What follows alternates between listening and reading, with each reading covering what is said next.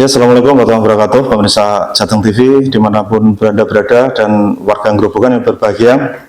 Selamat pagi pemirsa. Ini masih dalam progres berkaitan dengan Revit, yaitu rehabilitasi, pembangunan dan percepatan satuan pendidikan yang ada di Kabupaten Grobogan.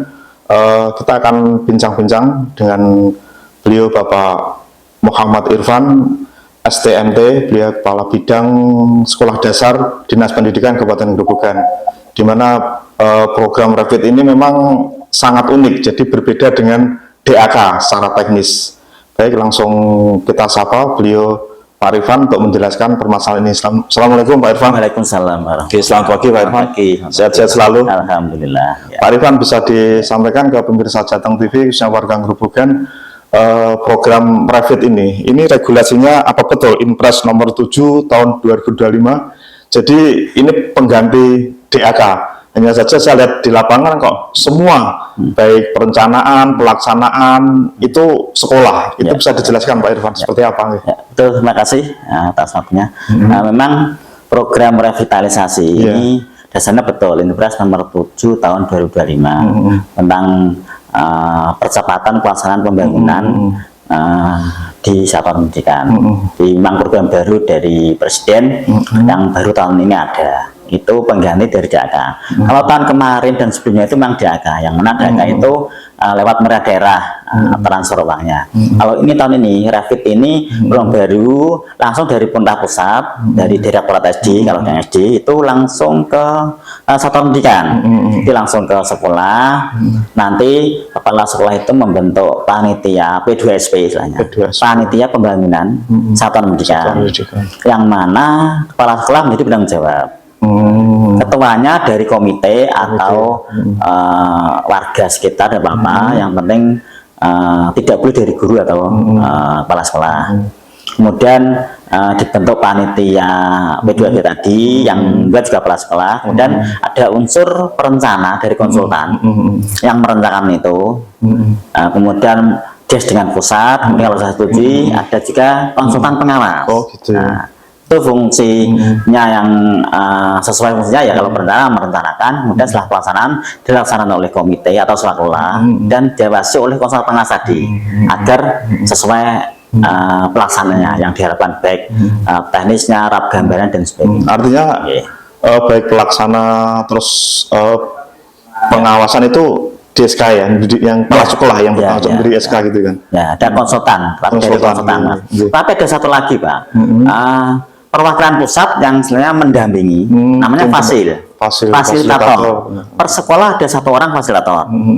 Di satu orang bisa menjadi fasilitator juga SD, tidak masalah beli. Itu diambil dari mana Pak? Dari, saya lihat di lapangan kalau ada mahasiswa itu. Ya betul, itu dari kampus-kampus Pak. Oh, dari kampus. Dari kampus. Kalau Grobogan itu ya. Bukan, itu sebenarnya dari Universitas Negeri 11 Maret atau UNS dan Undip. Oh, Diponegoro. Banyak kan dari dua kampus itu. Memang rata-rata mahasiswa atau mahasiswa yang baru lulus kemarin. Mana ada hasil ke dinas itu mau monef ke daerah timur, daerah Kladenan itu dari UNS baru lulus ini, jadi nggak apa-apa. Memang, nah itu memang perwakilan pusat yang melakukan MOU antara Direktorat SD dengan kampus. Dan nanti kampus menerjunkan mahasiswanya itu sudah langsung dari sana juga, seperti itu. Terus selama ini kan sesuai dengan Undang-Undang Nomor 2 2002 kan, sistem pendidikan nasional bahwa peran dinas pendidikan kan juga urgent. Kalau sistem ini kan semua tersentak di sekolahan, bahkan penanggung jawabnya penuh kepala sekolah. Itu terus sekarang peran dinas itu sejauh mana dan seperti apa Pak Irfan dalam hal ini? Kalau dinas sesuai tugas kita dan waktu sesuai tentang Revit itu, nah ya mendampingi, memfasilitasi, mengkoordinasikan bila ada permasalahan kita sampaikan ke pusat. Kemudian ada informasi yang memang perlu tahu kepada satuan pendidikan, kita sampaikan. Contoh waktu awal pelaksanaan ada DES, kita sampaikan, kita dampingi DESnya di Jakarta. Walaupun DES itu yang berperan ya di sana itu fasil dan perencana. Tapi juga masuk di pengawasan ya Pak Irfan ya. Pengawasan seperti apa? Kalau dulu DAK kan yang mengerjakan kanan, artinya dinas kan secara periode kan di lapangan, memberikan pengawasan, bahkan inspektorat. Nah, sekarang itu seperti apa Kalau ini kalau sepertinya beda. Kalau ini ada Oh. langsung dari pusat, maka yang berperan selain panitia dan kepala sekolah ya pengawas. Konsultan pengawas itu ada. Per sekolah ada satu-satu. Ada, ya. Ada satu-satu. Kemudian selain ke dinas kalau ada masalah juga ke tim fasil bisa. Karena masih itu kepanjangan tangan dari pusat, teman-teman MUU disampaikan pusat ada masalah. Kalau di kita ya tadi ada informasi disampaikan, ada masalah kita jembatani, koordinasikan. Kemudian kalau ada permintaan data kita ya tahu, tapi tidak sampai atau rutin atau sampai teknis, betul. Apakah pelaksanaannya sesuai?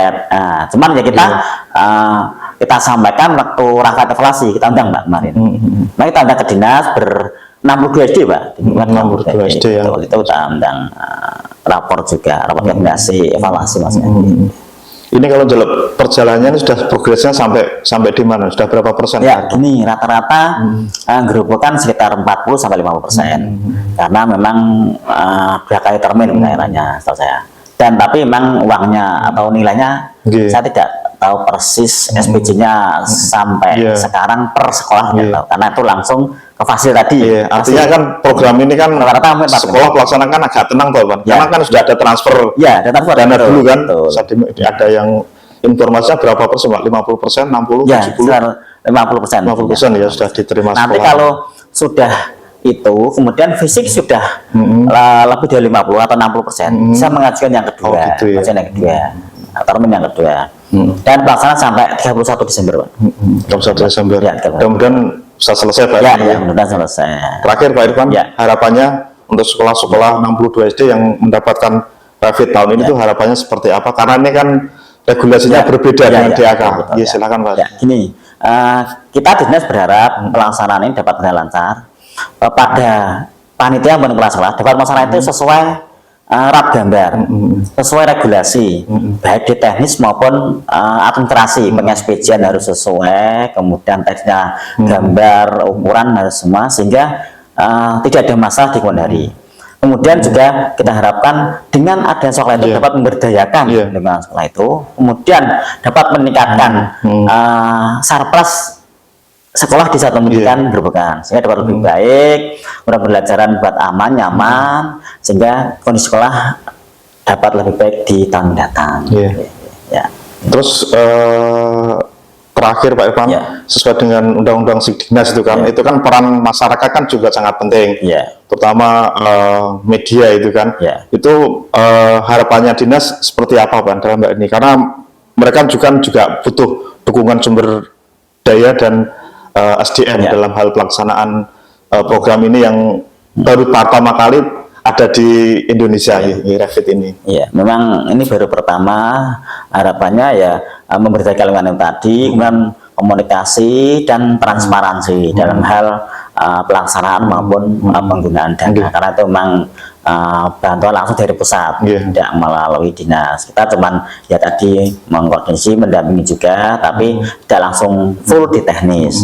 Harapannya ya lebih baik, transparansi, karena di situ peran pelaksana atau P2P tadi panitia dan pengawas fasil itu 3 hal atau 3 pihak yang memang cukup berperan dominan sampai ke teknis per itemnya. Semoga nanti dapat lebih baik.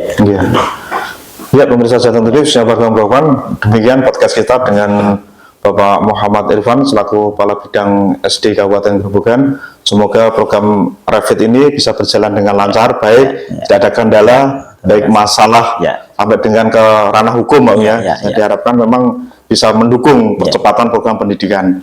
Oke pemirsa, dari ruang bidang SD, saya Imam Suranto selaku reporter, Puji Daryana kameramen melaporkan. Selamat pagi, Assalamualaikum warahmatullahi wabarakatuh, dan tetap semangat bangun desa Noto Kuto, salam Jateng Gayeng. Terima kasih.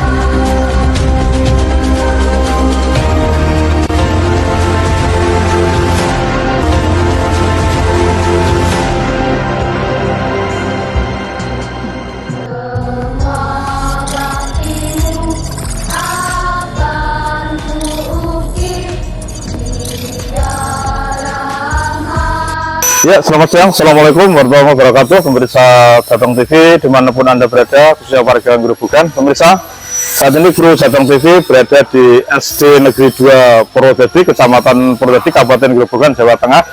Pemirsa, SD Negeri 2 Purwodadi tahun ini mendapatkan revitalisasi pembangunan yang dibiayai dari APBN. Dan baru kali ini pemerintah pusat menggelontorkan dana besar-besaran untuk rehabilitasi pembangunan, baik renovasi atau pembangunan ruang kelas baru. Dan nanti sebelum kita tanya-tanya dengan panitia pelaksana pembangunan sekolah atau P2KS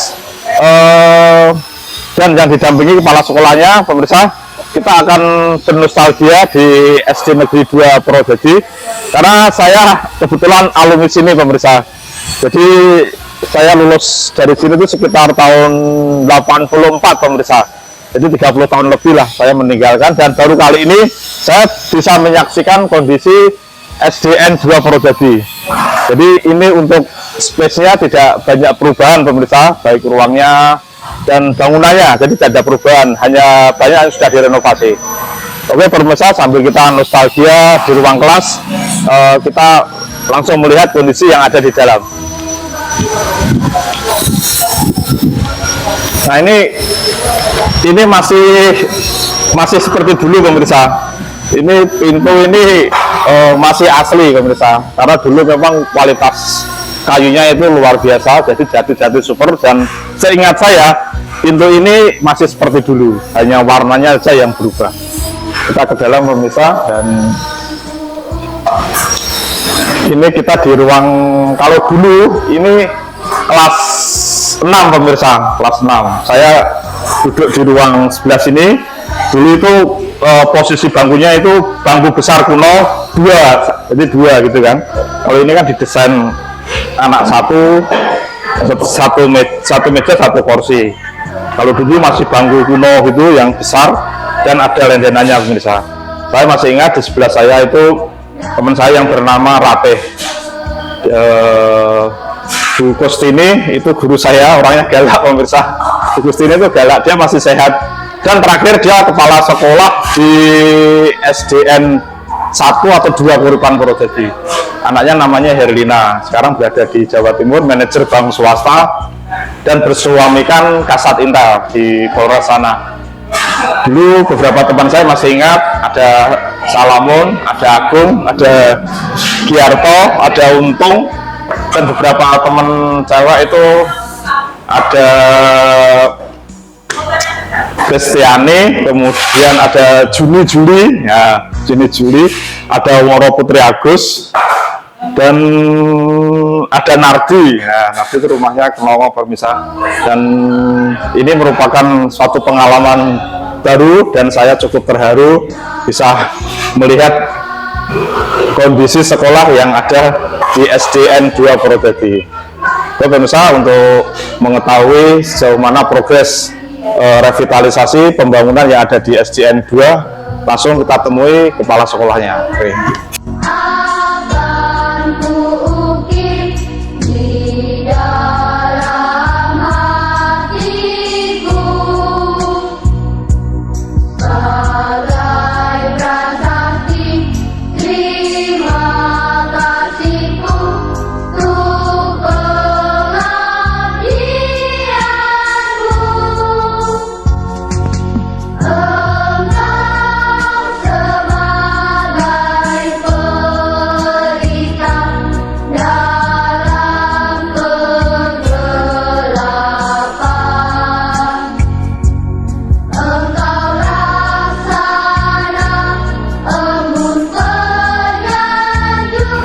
Ya, selamat siang. Assalamualaikum warahmatullahi wabarakatuh. Pemirsa Jateng TV, khususnya warga Gerobogan. Pemirsa, menindaklanjuti dari hasil podcast kita dengan Kepala Bidang Sekolah Dasar Dinas Pendidikan Kabupaten Gerobogan, beliau Bapak Irfan, bahwa saat ini di Kabupaten Gerobogan beberapa SD mendapatkan program revitalisasi dan pembangunan ruang kelas baru atau RKB, di mana pelaksanaan itu berdasarkan pada Impres nomor 7 tahun 2025. Jadi sekarang swakelola yang dulu memang ditangani oleh Rekanan dan Dinas Penghandle Kebijakan dan Pengguna Anggaran. Saat ini pengguna anggarannya langsung di bawah kepala sekolah masing-masing. Oke pemirsa, dari hasil podcast kita melihat beberapa SD yang ada di Kabupaten Grobogan, dan salah satunya kita saat ini berada di SD Negeri 2 Purwodadi, Kecamatan Purwodadi, Kabupaten Grobogan, yang tahun ini juga mendapatkan revitalisasi sekolahnya. Dan di sebelah kiri ada kepala sekolah di Bapak Mujiono SPD SD. Langsung kita sapa. Assalamualaikum. Waalaikumsalam. Sehat selalu. Alhamdulillah.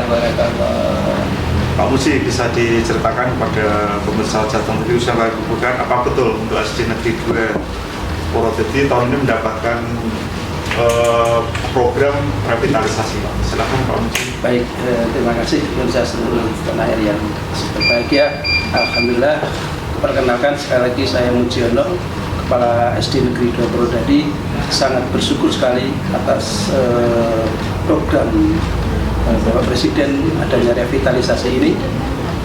Sangat membantu kami dalam mengelola manajemen sekolah ini, karena memang tidak bisa dipungkiri bahwa ketika kenyamanan itu terganggu, maka kualitas pendidikan tentu tidak bisa tercapai. Alhamdulillah SD Negeri 2 tahun ini mendapatkan revitalisasi, diantaranya adalah rehab 5 ruang kelas, kemudian rehab toilet 1 paket, kemudian rehab ruang administrasi, dan satu lagi adalah pembangunan ruang UKS. Itu Mas Imam. Jadi untuk RKB-nya itu UKS ya, Iya, UKS ya. Kan iya. di beberapa tempat kan juga dipakai untuk kelas gitu kan. Sampai renovasi juga ada 1 ruang kelas baru. Ini sesuai schedule-nya Pak Muji, ini selesai di bulan apa atau seperti apa pelaksanaannya di lapangan? Betul. Ini rencana yang sudah kita susun oleh tim. Kita akan punya tim tidak bekerja sendiri. Ada perencana, ada pengawas, ada P2KS. Kita berembuk, kemudian setelah mendapatkan dana itu ada program yang namanya kurva. Direncanakan nanti pertengahan Desember tanggal 15 ini harapannya selesai. Paling lambat adalah 31 Desember. Dengan maksud 15 Desember itu selesai, tinggal administrasi, penyelesaian administrasi. Itu Mas. Kalau lihat progresnya ini sudah berapa persen? Alhamdulillah sudah 58%. Ya. Kalau di SD Negeri 2 Purwodadi ini kira-kira tepat nih, kan di sini kan ada sekitar 280 siswa ya, Betul. mendapatkan renovasi Iya. dan ruang UKS. Iya. Itu kira-kira memang sudah tepat atau dulu prosesnya itu seperti apa? Alhamdulillah, sebenarnya SD ini termasuk SD yang sangat membutuhkan, karena beberapa kelas itu memang Dulu memang diusulkan atau kita enggak? usulkan Ada lewat survei? Dapodik. Bahkan dulu pernah PUPR pusat datang kemari, kemudian mengalokasikan survei, kemudian ada angka, kemudian selanjutnya mungkin masih ada SD yang lebih prioritas di tahun 2024. Nah, alhamdulillah di Dapodik memang intens kita akses data di sana.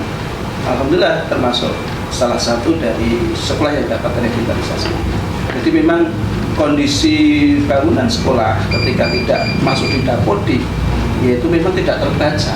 Dan alhamdulillah SD 2 termasuk yang selalu mengupdate setiap tahunnya kondisi sekolah. Iya.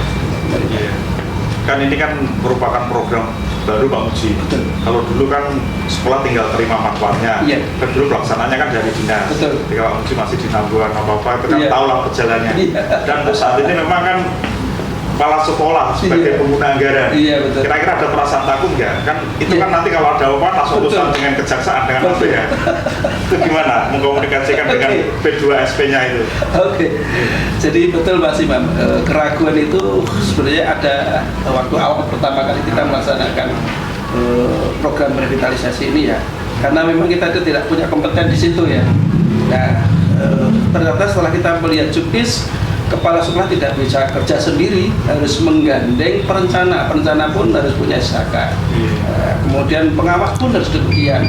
Kemudian kepala pelaksana juga demikian. Ketuanya pun tidak boleh kepala sekolah. Ketuanya harus menggandeng orang yang juga paham di teknis, sehingga kemudian dari Fasil juga proaktif, jadi sering memberi gini ya. Dan Fasil itu kan dari perguruan tinggi, kita sering berkomunikasi, membuat grup, ya kurang apa, bisa kita video call, kemudian ya itu ya sangat membantu.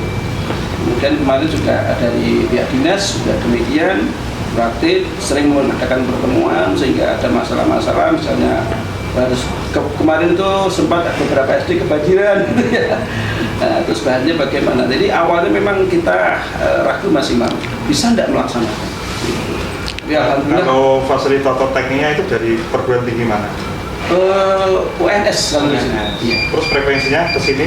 Kemarin sudah ke sini, yang pertama kali itu Sering atau seminggu berapa kali? tidak seminggu 2 kali karena dari sana ya. Itu sudah 1 kali itu kemarin Zoom, melihat kondisi 0% itu. Nah kemudian kemarin sudah datang ke sini. Terus tahu Pak Mujiono yang fasilitator itu di sini tuh ngapain gitu loh? Kan sudah ada P2SP kan, panitia pelaksana satuan pendidikan itu, terus mereka ngapain di sini? Iya, di sini ya memastikan dengan format yang mungkin sudah ada di sini juga. Spek itu harus betul dilaksanakan tidak, kemudian volumenya betul tidak, kemudian besi yang digunakan. Lo ikut mentoring ya?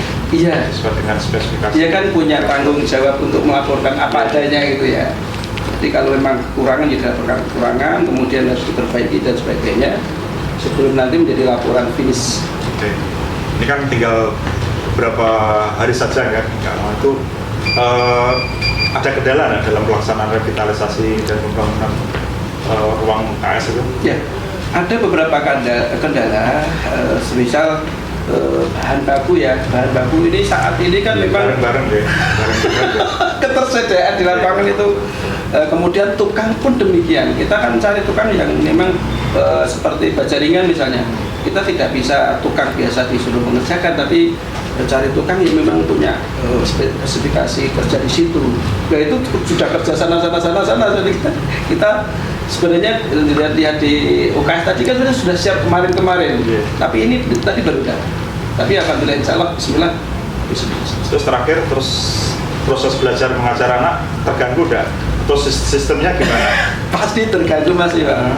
Tapi alhamdulillah SD 2 ini termasuk SD yang teguh di maksimal 1 kelas itu 28.